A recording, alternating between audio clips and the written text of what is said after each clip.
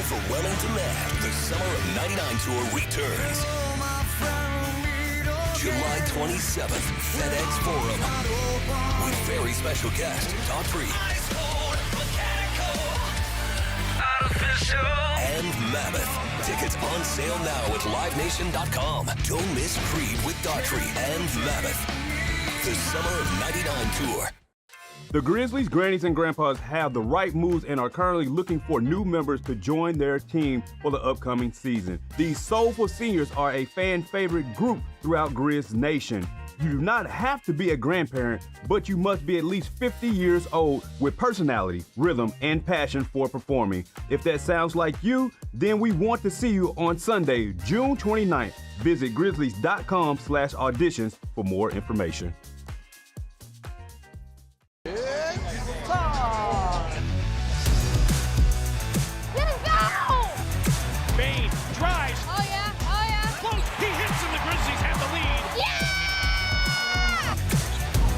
With a knock-away. Good defense. Durant attacking, spinning, hanging, and hitting. That's no show. Let's go.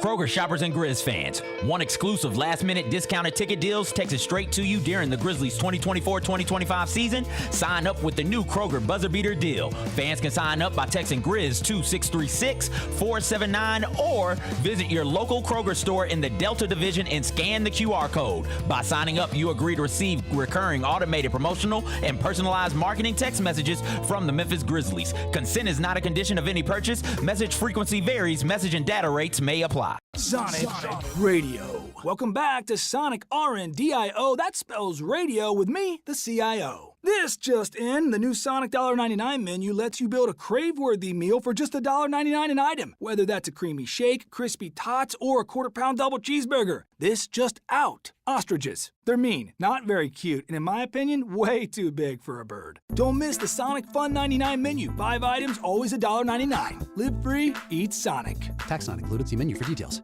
Javon Evans might be the Ja Morant of the WWE. You asked me how do I say that? It's because Javon Evans is electrifying. He is viral. He does things you've never seen before. The most athletic guy you've never ever seen in the wrestling world. He reminds me of Ja in a wrestling ring. So Javon Evans, I'm proclaiming you on this day the Ja Morant of the WWE. Tune in to Grind City Wrestling weekly on the Grind City Media app and on the Grind City Media YouTube channel. What should the Grizzlies take away from this Western Conference Finals matchup? The Grizzlies need more quality depth. Not just depth, quality depth. Well, what the Memphis Grizzlies can learn and take away from the Western Conference Finals is you can't talk about it, you got to be about it. Hey, Grizzlies fans, be sure to tune in to GrizzBeat, where the panel and I break down all things Grizzlies and take a look at the rest of the NBA as well. The show is live every Wednesday, 2 p.m. on YouTube at Grind City Media and the official Grind City Media app. The other thing that came out this week that we were talking about innovation and Nike and all that, they dropped these $900 hyper boots that 900. I mean, they're a recovery shoe apparently that you wear after sports, whatever. Who's buying it? Because all the athletes that we see, they're going to get seated this. So who's going to actually pay $900 for this? The Sneak Fest Show, live Tuesdays at 2 p.m. on Grind City Media on X, YouTube, and the official Grind City Media mobile app. Live from FedEx Forum, this is The Odds Couple on YouTube at Grind City Media and the official Grind City Media app. Here's Rob Fisher and Lang Whitaker.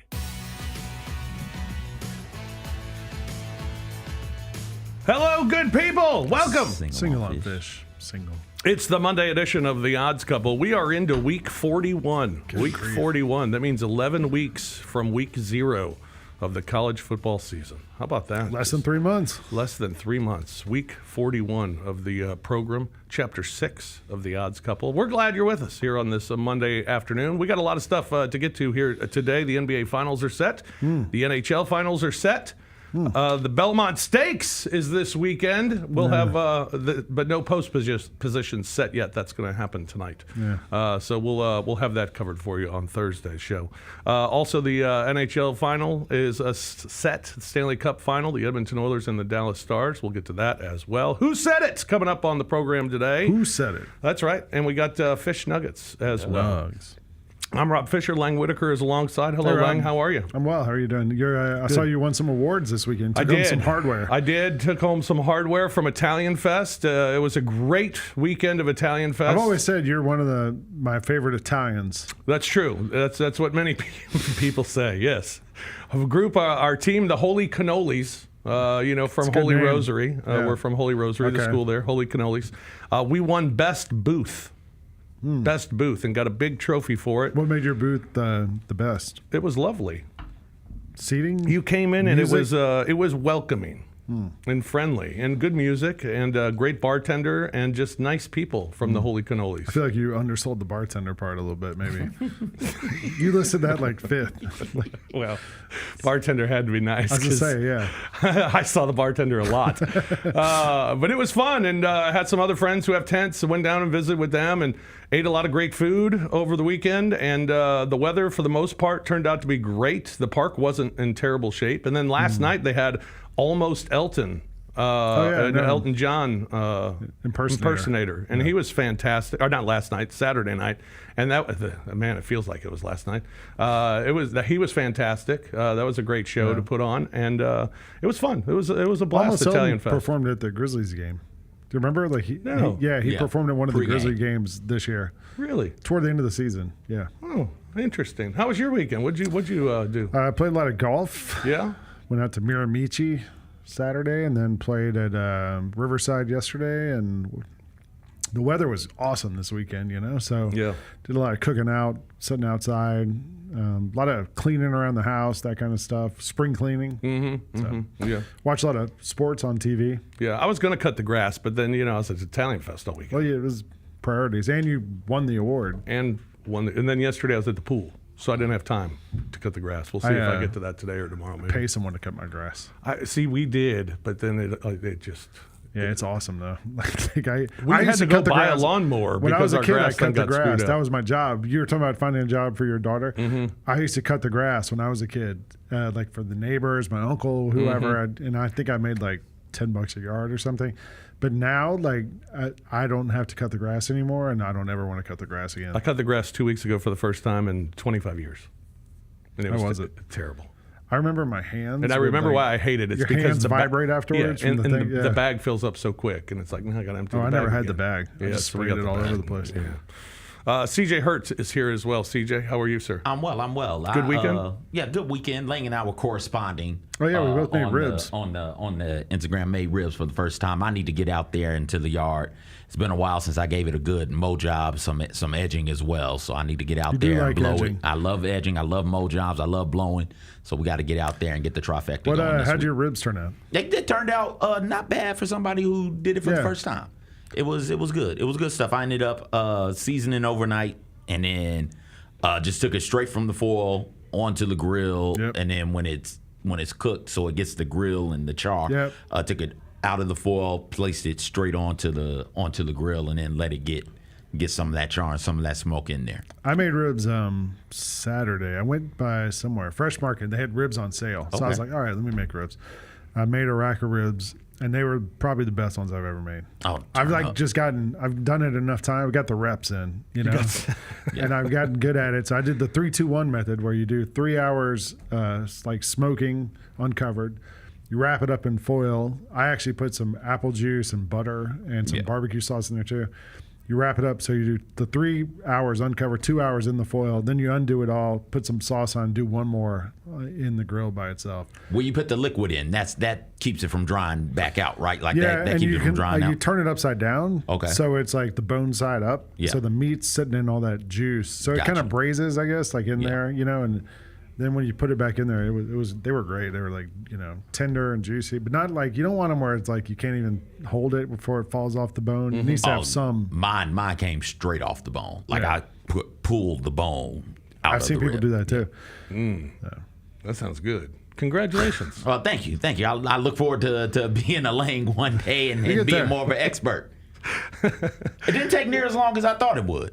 Yeah, you can cook ribs. Like, I mean, if you just put them on the grill, you can cook them fast. Yeah. You got to almost keep the heat lower than you think, So. They need love, though. They do need it. They need love. One other thing that happened over the weekend, CJ, the UFL season, regular season, came to a close.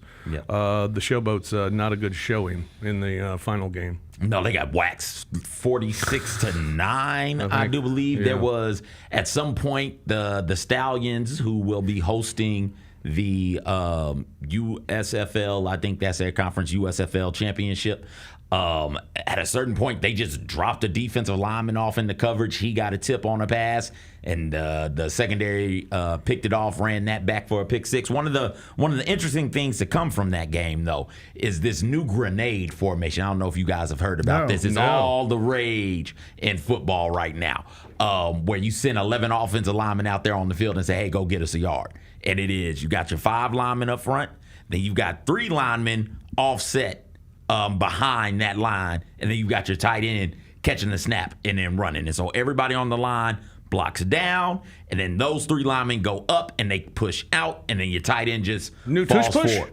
Yes, I think this is better than the tush push. It's super interesting, and everybody is saying that it's going to sweep the NFL this season. So don't be surprised. Don't be surprised if you see that. I guess it's going to be a yearly question. Are the Showboats back next year? I would think so. Do you mean like back in Memphis, or just like around? Are they good? Do you mean? No, are they back? Are they in the city? I mean, I think if the whole league comes back, they're back. The money is here. The league has the reason the Alliance went when the Alliance did and is no longer around is because the USFL was coming through, and the XFL was coming through after that. And so they wanted to be the first one and try and corner the market and grab the market. Well, because the USFL and XFL, who have since combined to make the UFL, since they waited a little bit, they were able to get more funding for it and to get more startup dough for it. So they accepted the fact, hey, the first 5 to 6 years, we're not going to make any money off of this thing. It's about what happens after that. Can we generate enough interest in the product for us to make money? And can we partner with the NFL? And that's something that they were big on, was partnering with the NFL. And they have done a good job of doing that. So I will say that, yes, the Showboats are back in the city, but not because of attendance or anything like that, just because it's already been built into what the league is. Well, the real question, right, is like, does the league need to exist? Why do we need it? Yeah. Do we need the UFL? I don't know. I mean, that's what they're trying to combat. And that's why, okay, from a fan standpoint, do we need a lesser football league in the spring? Clearly, no. All these other leagues have come and gone. I think this is the 8th professional football team in Memphis from one of these non-NFL leagues. But I think what they're trying to do is partner with the NFL. We're going to be a place for you to test out rule changes. There was a super challenge in the game on Sunday. That's where you challenge anything. You get one of those. You just challenge it. And on that interception, the quarterback was face mask. Like, the defender came through, hit his face mask, and there was a slight pull to it. So nothing was thrown, but you have to be real specific in what the super challenge is. So you can't say, hey, I want to challenge the roughing the passer, because that's what they ended up doing. Challenged roughing the passer, and they were like, no, it was a face mask, so we're gonna let it slide and keep the game going. But things like that, the chips and balls, that sort of stuff, the way that the officials are. You say chips and balls? Yeah, chips and balls. Okay. Like so you don't have to worry about the line crew so much. Yeah, chips and balls. Let's get it going. So, yeah, they're trying to be a place for the NFL to test out rules and changes to the game. And I think there's a need for that. Is there a need for us as fans to watch football in the spring, lesser football? Probably not. But if it's a place for the NFL to test out new equipment, gadgets, rules, then yeah. All right. Also this weekend, the College World Series started with the regionals. This is when I kind of start to get interested, really, when the regionals are over and we get into the super regionals where we are now. But the biggest shock, the 2 top seeds in the College World Series, Vanderbilt and Texas already both ousted. Georgia got knocked out too. That's like 3 of the top 8 teams in the SEC got all 13 of SEC 14 teams. in, and Florida lost 2, I think. And Ole Miss has a deciding game tonight against Murray State. There's a lot of those teams lost to weird teams. Like Georgia lost to Oklahoma State, but like Vandy lost to Wright State. Florida Texas lost to UTSA. Florida lost to some team, I don't remember who it was, like Coastal Carolina or something like that. Oh, Eastern yeah, it was. Tennessee or somebody. Like, yeah, all those teams lost to like these kind of one-off teams. I guess that's baseball, right? If it's one game, like your pitcher can have a bad day. I think the College World Series is probably the hardest championship to win in sports. Really? Why? Because it's one and done?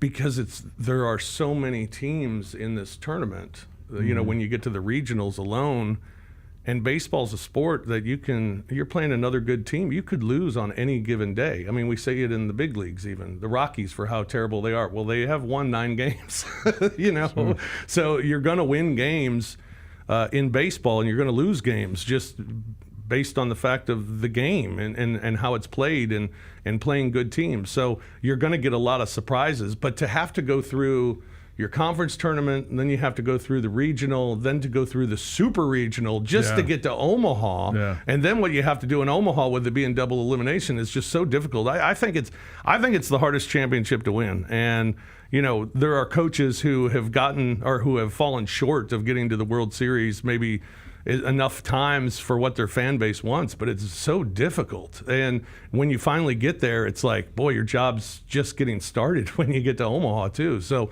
I think this time when you get to the super regionals, it's very interesting to watch, and it's a lot of fun because you can get teams that you just don't expect to get there. I watched some of the softball super regional last night or whatever. And UCLA was playing Tennessee, and it was like a whole controversy. The girl didn't step on home plate on her home run because everybody was celebrating. Right. And one of her teammates grabbed her and was like, "Oh, step on the plate," and she did. But you're not allowed to guide somebody to the plate, so it didn't count. And then they had to go to extra innings, and Tennessee won in extra innings. But it was a crazy finish, and I don't know, it's a lot of fun. That's awesome. Florida lost to East Carolina. Yeah. Tennessee lost to Wake Forest. I said I'm not East sure Tennessee or Coastal Tennessee Carolina, so I split the difference there between you go. the two. I'm not sure if Tennessee is out of it, but yeah, today USC takes on Oregon, so Wake Forest and Tennessee play one more game, and then Murray State and Ole Miss are playing. Yeah, it's Swayze. So good Some luck of the to teams had to Rebs. play a doubleheader yesterday too. Yeah. Like, I mean, it's It's a lot crazy. Of, It's really hard, weird. man. So that'll be a lot of fun to watch. We'll be keeping up with that on the Odds Couple over the next few weeks as well. Plus, we had the Champions League final over the weekend. PSG knocking off Inter Milan, and it wasn't even close. We talked about what a great game it was going to be. It was not a great game, as PSG wins it 5-0, and they are the champions. Scored 2 goals in the first 20 minutes of the game and go for the blowout. We did give you the winner in PSG. I had both teams to score. That did not happen. So that was a little disappointing, but it was an interesting game for about 20 minutes, and then Then it got real interesting after the game. Have you seen the riots? No. 2 people did. Yeah, they were tearing up the great city of Paris, and police had to get involved. Hoses, tear gas, fireworks are being used also. Like, it was. We talk about our sports over here and how passionate these fans are. I hope that there's a line, because I don't ever want to be a part of whatever the hell they were on over there in Paris. The ultras are the fans of PSG who are like the super violent and crazy ones. Like, I was in Paris 16, 17 years ago with my wife and both of our parents. We took our parents all to Paris. And PSG had a game. Now, this is before PSG like became the cool team with, you know, like Messi and all these guys. But when we got over there, I knew somebody at Nike, and they got me tickets to a PSG game. So my dad and I were going to go to the game. They had canceled the previous 3 games because the police had shot a fan at one of the previous games, and it had been too violent. So they had to like take some time off and let things cool down. We had tickets to the first game back from all that. We took the subway to the arena, the stadium, the Stade de France, I believe, and we got there, parked something. But anyway, we get there, and the game starts, and it was like they were losing 1-0, and I'm like, oh man, this is gonna suck. Like, it's, you know, like after all that, you lose 1-0. I think they ended up tying or winning. I don't think they lost. But I remember we left the stadium and we walked out. We left early. We left with like 15 minutes left. I was like, let's get out of here. And we walked out, and there was 1,000 cops with guns and riot gear and everything already, like circling the stadium and everything. I was like, man, let's just hop on that metro and get to the other side of town as fast as we could. And that was like, a long time ago. Like now it's even less.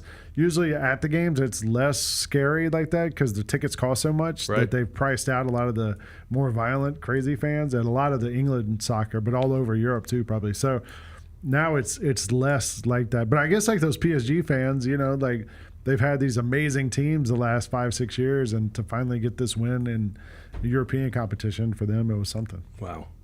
Let's draw that line.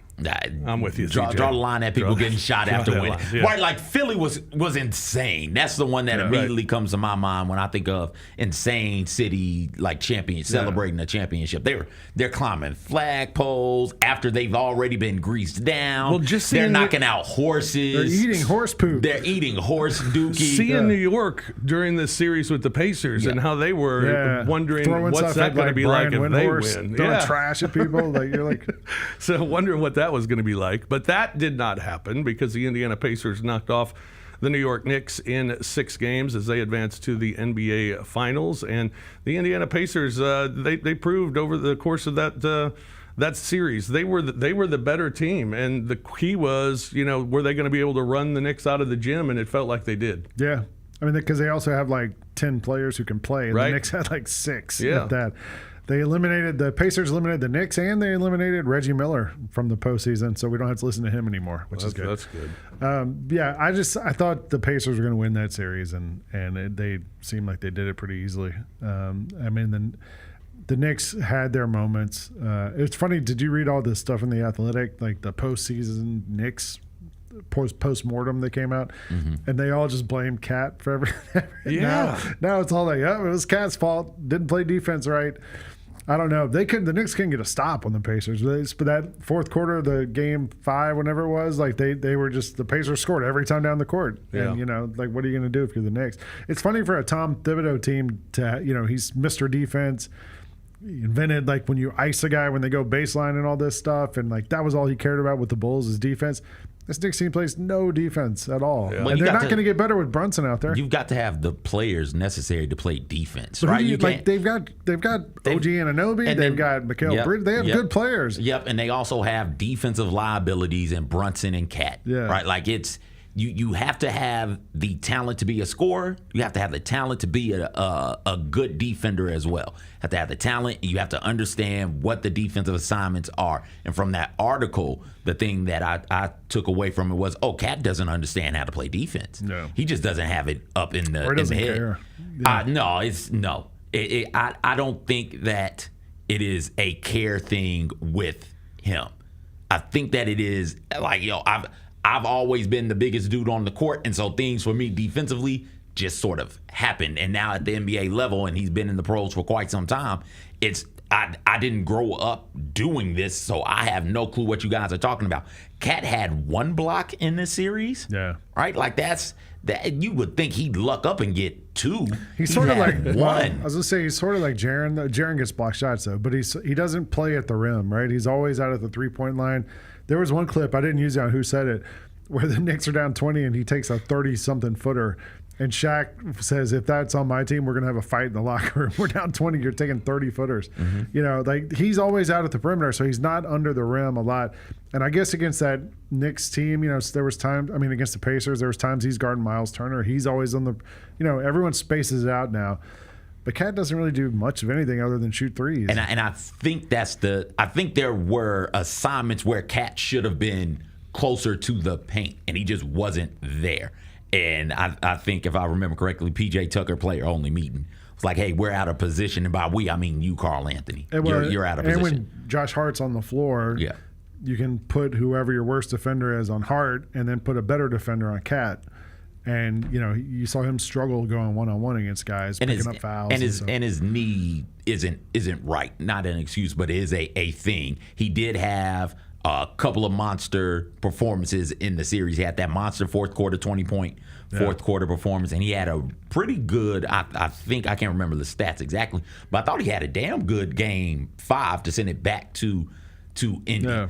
So it is, I think that all in all, he is a net positive, but defensively, there's no doubt that if you're running, no matter how good OG and Bridges and Hart are defensively around Cat and Brunson, they need some serious help defensively. And unfortunately for them, they gave up 5 picks to get Bridges. So what assets do you have available? If you want to get better, you'll have to get rid of one of those dudes in the starting 5. Honestly, I think at the end of the day, like that's as far as you can go probably with Brunson as your team leader / best player. Yeah, I'm not mad at that. It reminds me of the Celtics with Isaiah Thomas 10 years ago, whenever that was. When, right. You have a ball-dominant little guy who's your best player, and everyone else is going to pick on him defensively. He doesn't pass the ball a lot, and he's going to score 30-something, 40 points a game, but there's not enough help around you. Like, I mean, they made it to the semifinals. Maybe you just say, conference finals, you're like, all right. Everything you read about the Knicks, it seems like this was a failure. Yeah. Which is crazy. They got to the conference finals, and especially being a team going into the playoffs where it was said, much like it was said about the Grizzlies, they couldn't beat anybody good. Mm-hmm. Yeah. So to get to the conference finals, I think is a pretty successful season. But I think you're right, not just the Brunson thing, but this team. I think you reached a ceiling. Yeah. Which means, all right, now you're going to have to tweak it some way, and not having assets is going to make it very difficult. They're sort of handcuffed between that and Julius Randle. DiVincenzo would have been so helpful on this team, but they got rid of him. Well, you had to get rid of assets to get this start. This is a damn fine starting 5, I think. Now, once you get to 7, is okay. Well, what are we doing Landry here? Shamet, DeLon Wright. I didn't even know he was on the Knicks. All right, we've the got first game he came in. We've got a big old drop off. Hell, I didn't think Thibodeau knew he was on the Knicks. We didn't see DeLon Wright at all in the playoffs until Tibbs was like, "F it, we got to throw dudes out here, man. Yeah. We can't keep running these guys 40+ minutes and expect them to have enough gas." Might have been helpful if he thought about that in February. What would have really been helpful? If they didn't blow game 1. Yeah. They don't blow game 1 and everything plays out the same. Game 7 is tonight in New York, and you got a chance. You can't in the playoffs, man. Those types of losses, they end up coming back to bite you in the ass, man. Yeah. In hockey, the Edmonton Oilers have advanced to the Stanley Cup Final, where they will take on the Florida Panthers for the second consecutive year. The Edmonton Oilers knocking off the Dallas Stars in 5 games, and it'll be Florida against Edmonton in the Stanley Cup Final. A rematch of last year, which I think is great. The Edmonton Oilers are now 12-2 after going down 0-2 against the Los Angeles Kings in the first round. They've won 12 of their last 14 games. Pretty darn impressive. Should be a great series. I'm looking forward to it. I know you've been on the Florida Panthers bandwagon for a while, CJ, and rightfully so. They look like the best team in hockey. But Edmonton's got the best player, and that's going to give them a chance. Did they have him last year also? They sure did, yeah. Okay. Yeah, it'll give them a chance. Absolutely. Anytime you got the best guy on the ice, you absolutely have a chance. I'm looking right now. The Panthers are at +110. And I forget what they were a month ago when I said at the start of the Stanley Cup, go ahead and take the Panthers. But yeah, I just think the Panthers are so good, so deep. What's Edmonton? Edmonton is -130. Edmonton is They're the favorite? They're the favorite. Wow. You got the best player on the ice, excuse me. And you're at home, I guess? You're at home ice. I was trying to find a future on when the series ends, because I would say Panthers in 6 is where I'm leaning right now, just because of the depth and the talent that they have. I'm going to go with, and I'm only doing it because I'm rooting for them. I feel like Florida's a hard team to bet against. Mm-hmm.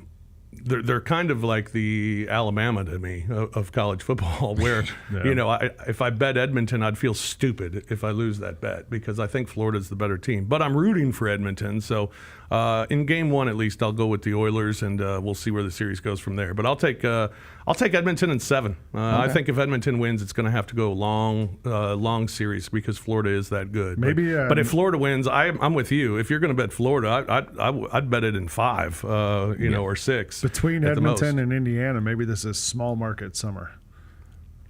Hell, Oklahoma City's also a small market. That's true. And in Miami, don't we consider Miami? No, Miami is a glamour city. I think Miami is a small market. No. I mean, if you count Fort Lauderdale too, I think that's where the stadium is, right? Like it's in Sunrise. Whatever that wherever is. that is. Yeah. All right. A couple of big beats from the weekend. How about it's really chef's table. Scotty Scheffler has been just dominant. The shortest time between the first and 16th wins of their career. It took Sam Snead 2 years, 6 months, and 1 day. Jack Nicklaus 3 years, 1 month, 22 days.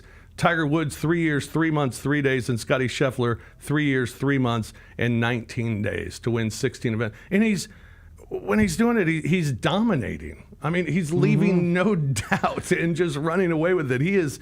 I mean, it's stupid to even say. He's clearly the best golfer in the world and is doing it so consistently week in and week out. I wanted to watch the Memorial yesterday, and it just wasn't competitive. Like he had such a big lead, and you're like, all right, who's this Ben Griffin? Let's go, man. Somebody make a run. And there was no run to be had. There was never a moment of drama. Scheffler had it, and he's so boring too. Like he's just. Like I saw somebody on Twitter saying, like, he never like interacts with the fans. Like he'll walk through and everyone's got their hands out and he just goes. It's like AI. I don't know. It was so weird to watch. I mean, it takes some of the fun out of it a little bit. But I mean, I guess if you like watching greatness, tune in. Yeah, no kidding. He is pretty special. All right, number 2, anchored down, and it's not in a good way. Anchored down for Vanderbilt with a 5-4 loss to Wright State on Sunday. Vanderbilt became the first number 1 seed to fail to reach the regional final of the NCAA baseball tournament since the current format was adopted in 1999. The first to not reach. The Commodores dropped 2 straight games on their home field after winning their opener on Friday. So we talked a little bit about that earlier. Disappointing. Vanderbilt and Texas both eliminated top 2 seeds in the NCAA baseball tournament. And then Rocky times. Not good for the Colorado Rockies. Not good for the Rockies. Good for us, all bettors. With Sunday's loss, it's amazing when you're betting Rockies games right now. I mean, there was a game last week where I think it was the Mets against the Rockies, and the Mets were minus 400. I mean, you got to give 2.5 runs just to come even. But with Sunday's loss, the Rockies became the first team in baseball's modern era, that's since 1901, to reach 50 losses before they got 10 wins. The last team to reach 50 losses before 10 wins was the 1884 Kansas City Cowboys, who started the season 7-50-2. The 1884 season was the franchise's only year in operation. The Cowboys disbanded after the season when the Union Association dissolved. Rockies are 9-50 on the season. This is, if you go to the stats, I've grabbed the wrong notebook, Rob. I had to run out and get the other one to make sure I have all these stats right. But they are dead last, bottom 5 in everything you can imagine. They are so historically bad. You're not supposed to be this. You know how bad it is? The Braves waived Orlando Arcia, the shortstop, who's an all-star 2 years ago and has just been awful for the last year. He's starting for the Rockies. Like that's we could go out there. We could go out there and play infield for the Rockies right now. Starting for the Rockies. They signed him like 3 days ago. Yes. He hit a home run. Yesterday. And you're like, all right, man. What a disaster they are. Unbelievable. Yeah. All right, we'll take a break here on The Odds Couple. When we come back. What's next? Who Said It comes your way. Who Said It? Who Said It? That's next here on The Odds Couple on Grind City Media.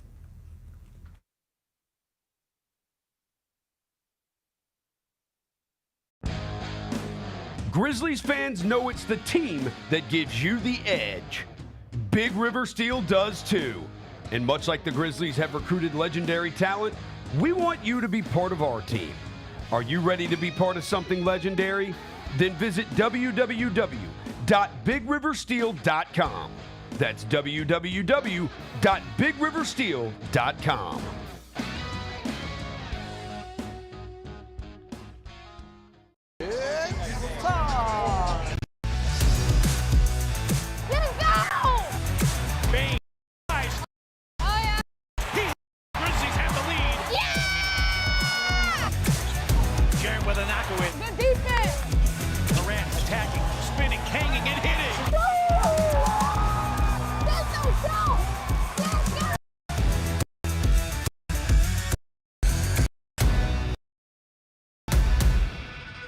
For Jaren Jackson Jr. in 7 years to have the following resume is very impressive. Second team all defense this year. He's a 2-time All-Star. He's a 2-time first team all defense, 2-time leader in blocks, made the all-rookie first team back in his first year in the league. You left off Defensive Player of the Year. And Defensive Player of the Year. Tune in to the Jessica Benson Show with CJ Hurt live every weekday at 8 a.m. on YouTube at Grind City Media and the official Grind City Media app. Last week, I gave you the update about my son Kevin in terms of having to choose. Has he made the decision? He picked Tennessee State. Oh, my heart, Mike. The next day, we got an email from the director of Tuskegee's program laying out everything that they were going to be doing. And he flip-flopped. There we go. He flip-flopped. So he's going to be going down to Tuskegee. Get all of your HBCU sports and culture news by tuning in to HBCU Huddle with CJ Hurt and Mike Wallace. New episodes drop every Thursday on grindcitymedia.com, YouTube, and Spotify.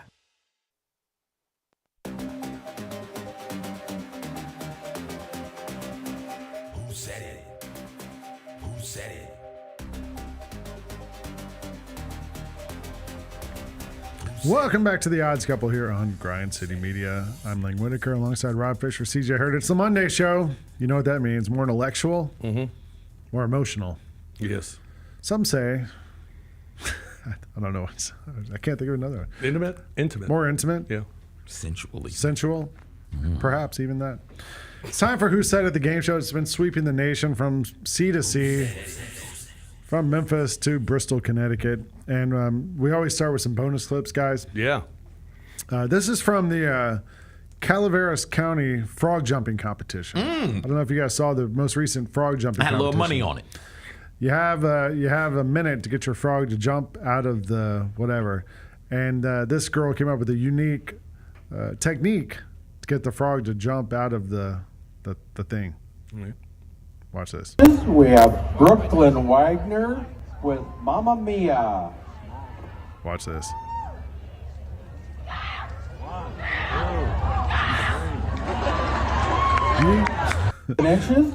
I think the screaming was the effective part. Screaming was the effective part. But wouldn't everybody be screaming? I was thinking like jump.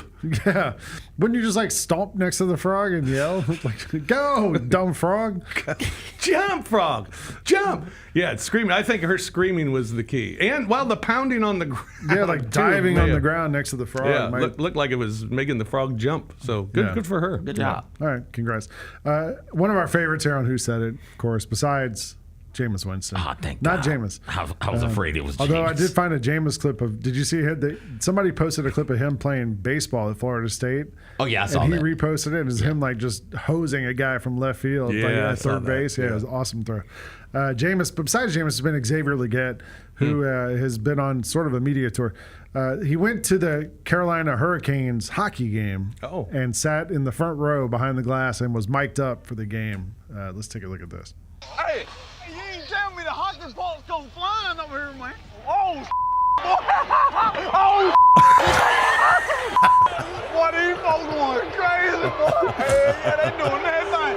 Boy, he got down there clothesline, boy, right in front of me, boy. What's my boy name from OKC with the Braves? Shea Alexander. He right there. He tough.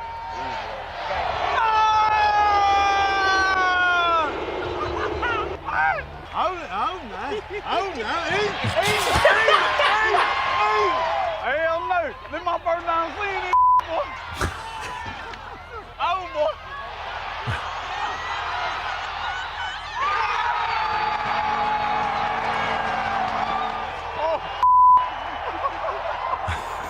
God, I got scared of hell, boy. But I been scared of hell, boy. Yeah. I ain't knowing you like this, boy. My back. Damn.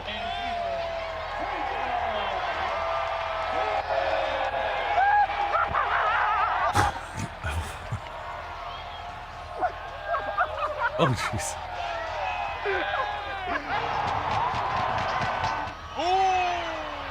No!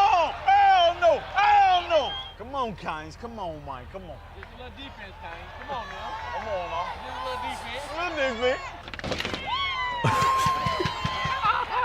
I ain't gonna lie. I'm gonna be I wish they didn't have the words up there because I wouldn't have known what he was saying. I know.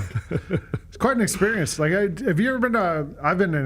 You've been to NHL games? Have you ever been to one? CJ? I've been to minor league when the River Kings were here. That's bachelor party. That's where we went and hung out. It's fun in person. Yeah. It's way more fun. I can see why he would enjoy it so much. Yeah. All right.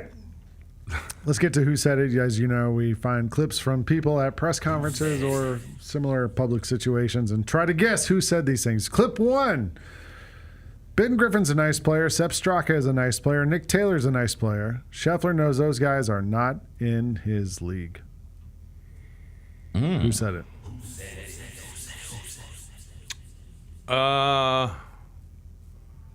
Apparently we're going graphic list today. Some weeks we have some weeks we have graphics. Who you got, Rob? I don't know. Whenever I hear someone talking golf, I think of Brandel Chambly being the guy. But he's the hater of Liv. Yeah, he's the hater of Liv. But I'm trying to think of who. I mean, because I had I was at the pool, so I was watching it with no sound. So I don't know who was like doing. Who's on the broadcast? Nance was the head guy. Yeah. But that's not a Nance thing to say. No, Nance would never. I don't know, man. F it. Tiger. Let's get it. Let's go. We can roll the clip. I mean, Ben Griffin's a nice player. Sepp Straka is a nice player. Nick Taylor's a nice player. Those are all the guys that were there basically coming down the stretch. But he knows that those guys, are not in his league. Wow. Jack. How about Jack? Wrong legend. Yeah. Well, the picture's got him in there. How about that? Oh, it does. Yeah. So you were close. There we go. All right. That was a good one. Jack. Strong words from Jack. We asked someone in the room earlier asked CJ about different betting apps. This quote was, FanDuel only lets me bet so much, so I got to have a bookie on the side. Who said it? Shohei Ohtani.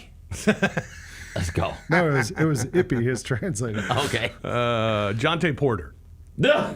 It is a former basketball player. Oh yeah, Charles Barkley. Roll it. Hey, FanDuel. Yeah, of course it was FanDuel Barkley. only lets me bet so much, so I got to have a bookie on the side. Sure. Are you trying to get kicked out? You're trying to get kicked out of this stream like Marshall got kicked out of last game. I like how when Charles Barkley does those things on Zoom, he wears those glasses like Medea, like the huge. They make his head look so small. I know, they're like the biggest glasses any person's ever worn. They're giant. I don't understand why. Let's get some other glasses, Chuck. Anyway, that was Charles. All right, clip 3. Reporter says, "What was the problem with the offense today?" The coach says, "We didn't score enough runs." Issue? Reporter says, "Yeah, it was so different from the last couple of weeks." Coach says, "Have you played playoff baseball, Arya? It was tough pitching on both sides. We're pitching hard. They're pitching hard. Two good teams. You realize that, right? These are good pitchers on the mound. These are battles." Who said it? I'm assuming this is college baseball. And I'm going to say Vanderbilt. I don't know their Coach head baseball Corbin? coach. Is that who it is? Yeah, that's who I was going to go with too. Yeah, listen. You guys nailed it. Hello. Oh, here.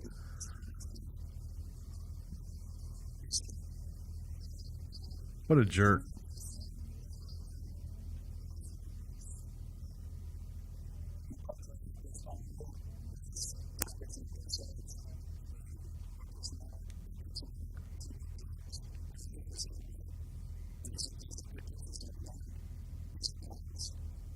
Come on, man. Come on, Tim. Yeah, I mean, I get they lost, but still, like that the temper tantrum that he threw is one that I would expect somebody at Vanderbilt to throw also.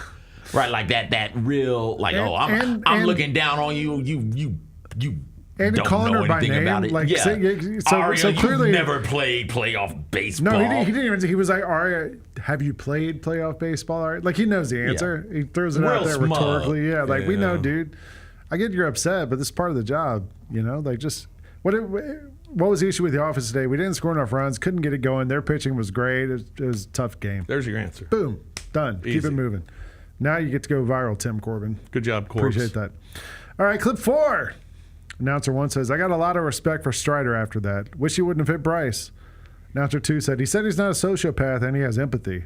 Announcer 1 says, I don't know what empathy means, but I'm sure sociopath would come into the conversation speaking about myself. Who said it?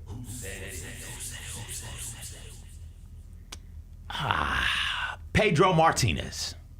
I don't know. Is it Brandon? Brandon, what's his name? Gaudin? Let's roll with it. Voice of the Braves? It could be, but it's not. That's a John Kruk. got a lot of respect for Strider after that. Wish he wouldn't have hit Bryce, but Well, he said he's not a sociopath. well, not And many he has of us. empathy. Not many of us are. I don't know what empathy means, but I'm sure a sociopath would come into the conversation speaking about myself. Crookie's the best. When was this? Was this? It was last week. Okay, all right. So the Spencer Strider hit Bryce Harper in game 1 of the series in his bad elbow, and they had to take him out of the game. First inning of the game, he didn't mean to hit him, but he drilled him. And all the Phillies fans were like furious. And Harper comes out and they're worried like maybe it's long term, whatever. And after the game, Strider apologized and he was like, I didn't mean to do it on purpose. And then in this game, AJ Smith-Shawver, Braves starter, gets hurt. And the Braves' great manager doesn't even notice it, leaves him in the game. Strider notices it from the bench, walks over, tells the manager, hey, go check on him. They go out there. He's got a torn UCL ligament. Thankfully, Spencer Strider noticed it. But that's what they were talking about. Strider, I've got a lot of respect for Strider because he noticed it and went over and told the manager to look at it. Kruk is the reason why we have National Men's Mental Health Awareness Month in June. You say so. How do you not know what empathy is? I'm sure sociopath. That's a great quote. All right, clip 5. Reporter says, have you ever seen a player draw 16 fouls? And the player says, SGA. This is a player? That's fantastic. I was going to say you, but it's a player. I would have said 20, 30 fouls. Is it a teammate or is it an opponent? I'm going to go with Jalen Wells. It's in the W. It's Sabrina it's in the Ionescu. W? Yeah. Oh, it is. Sabrina. Yeah, Sabrina. Have you ever seen a player draw 16 fouls? Never. On Never. average? She didn't want to lose, and that was a good thing. I mean, she's joking, Sabrina. but it came to mind pretty quick. Yeah. That's pretty good. She drew a bunch of fouls. I forget which game that was, but she drew a bunch of fouls. But she's no SGFT. I guess Fever. It might have been the Fever game. Maybe. I can't. That's can't whose remember. jersey I would buy. Sabrina? Yeah. Really? Yeah. Yep.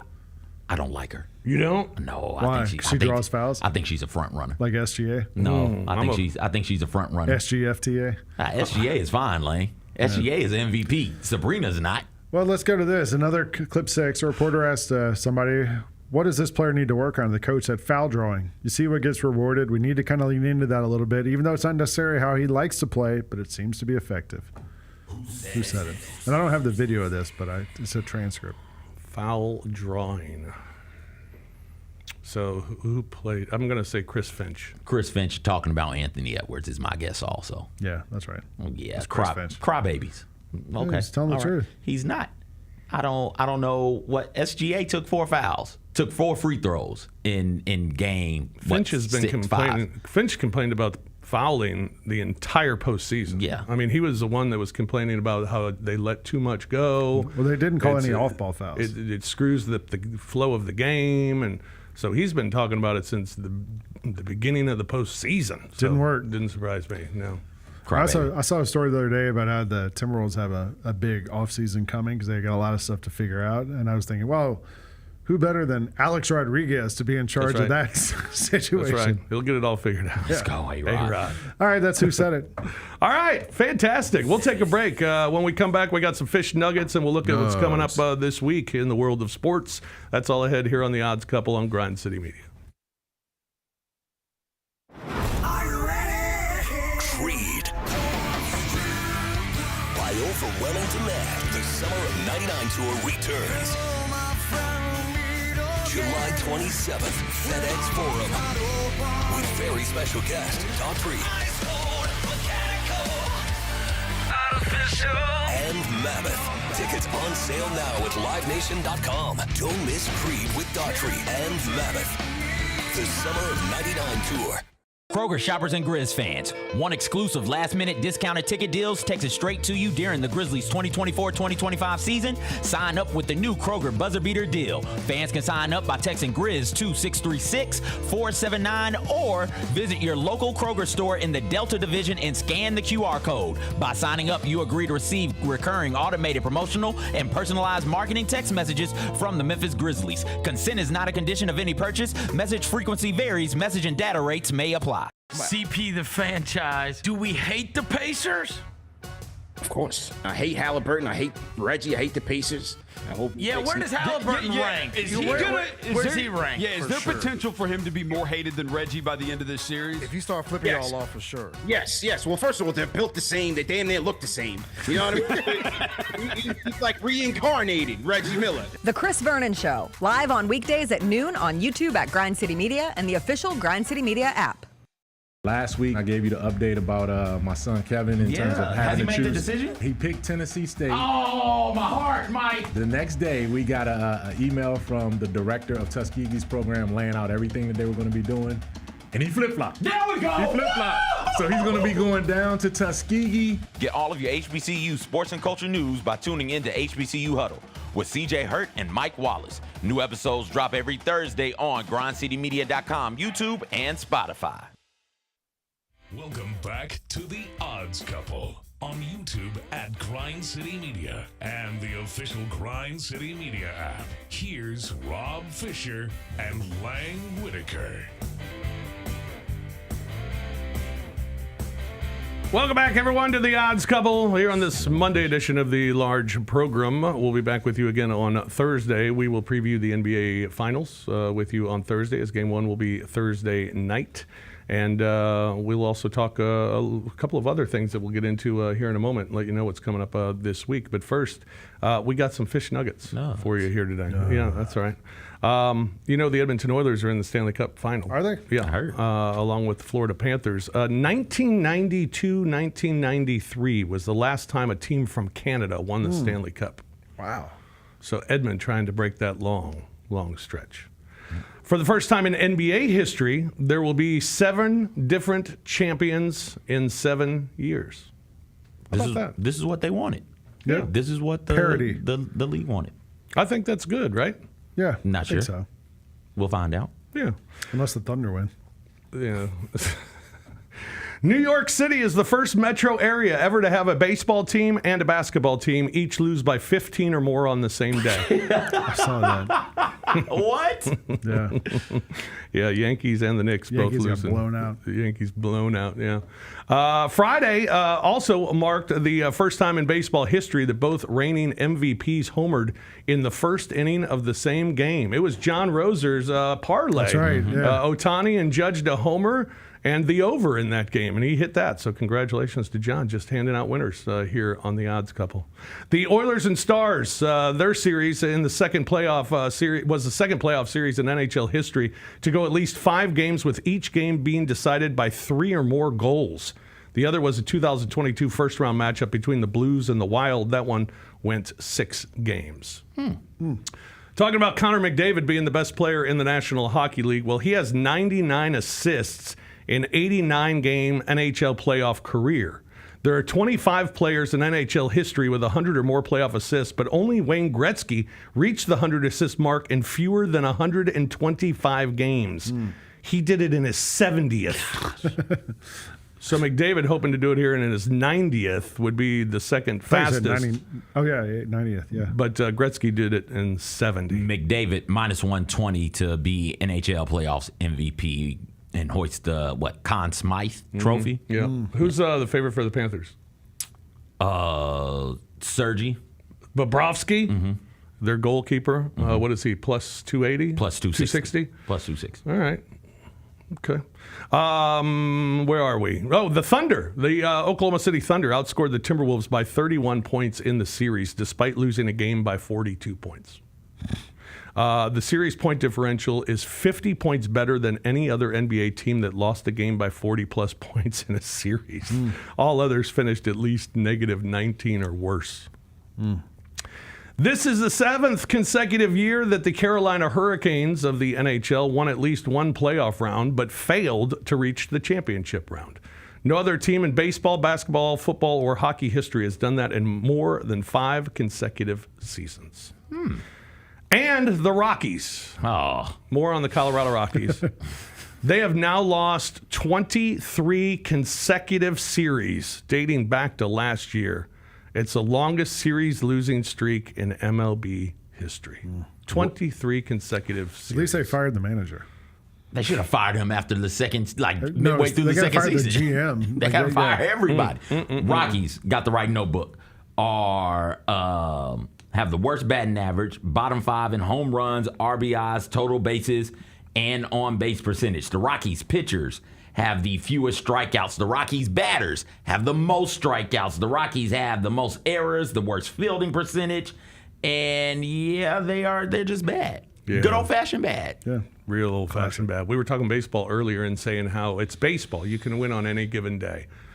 Not the Rockies. They're trying to prove that wrong at 9 Well, and apparently 50. you can't do it 2 out of 3 days. Can't do it 2 out of 3 days, no. But Any they have given done it day, 9 maybe, times this yeah. year. I'm putting money on the Rockies, by the way, tonight. Oh, no. Are you? Yeah, I am. Who are they playing? They're in The Miami. Savannah Bananas? They're taking on. They're taking on the Marlins Okay. tonight. So I'm taking a flyer with the Colorado Who's Rockies pitching? tonight. I don't even know. Yeah. I don't know any of their pitchers, but I'm going with the Rockies. Go Rockies.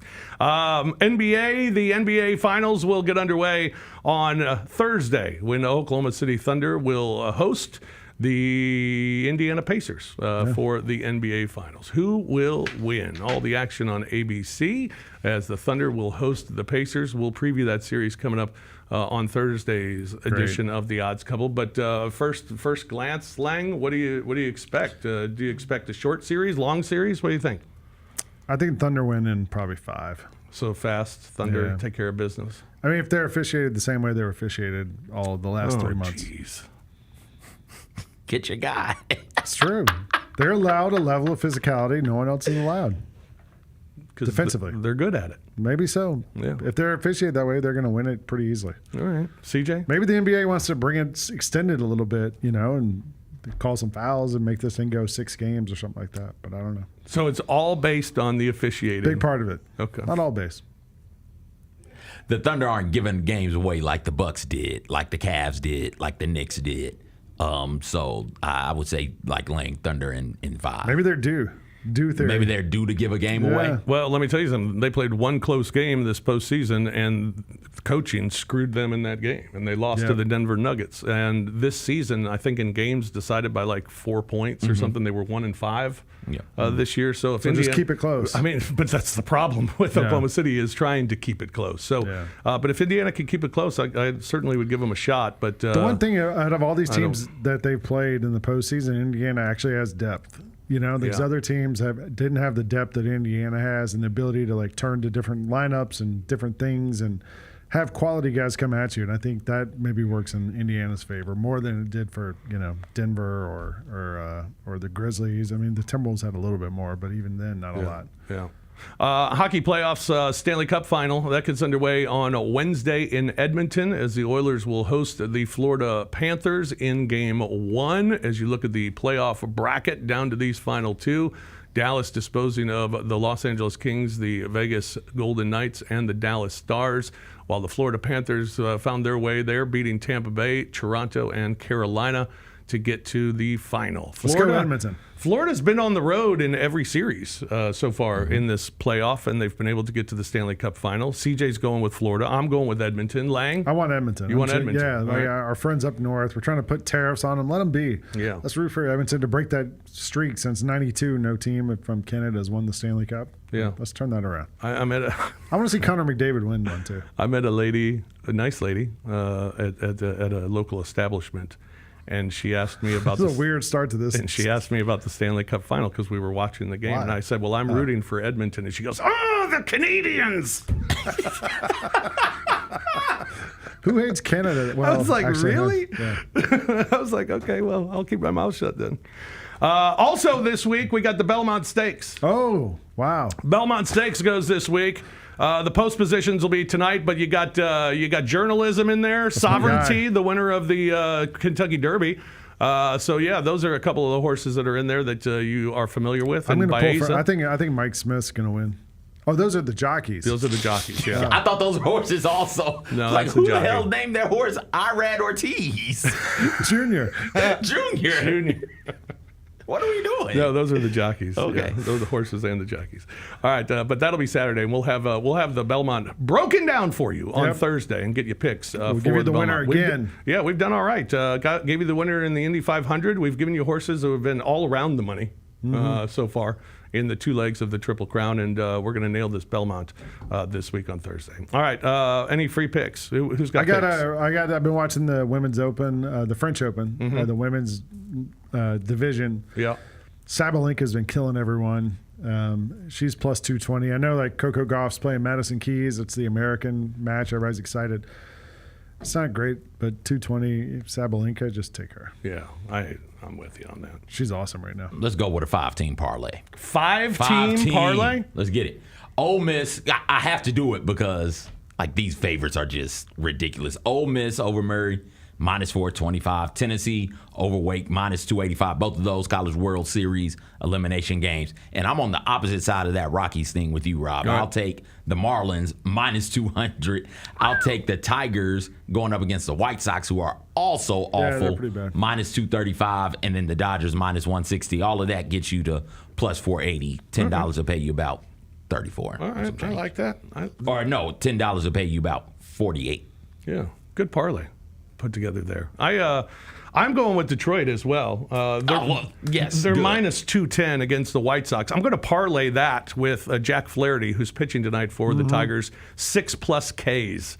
And that's like at minus 220 as well. So you'd be close to even money. Go in Detroit and Flaherty, 6+ Ks tonight. I also like San Francisco over San Diego, and I'm with you as well, CJ, on the Dodgers at minus 1.5 against the New York Mets tonight, minus 165. I'll give the 1.5 and get close to even money there as well with the Dodgers over the Mets tonight. All right, there you go. All right. Everybody good? Everybody good? We good? Everybody got everything taken care of today? Let's get it. All right. That's going to do it for this edition of The Odds Couple. We will be back with you on Thursday as we will look at the NBA Finals and the Stanley Cup Final and the Belmont Stakes coming up this weekend as well. We'll do that.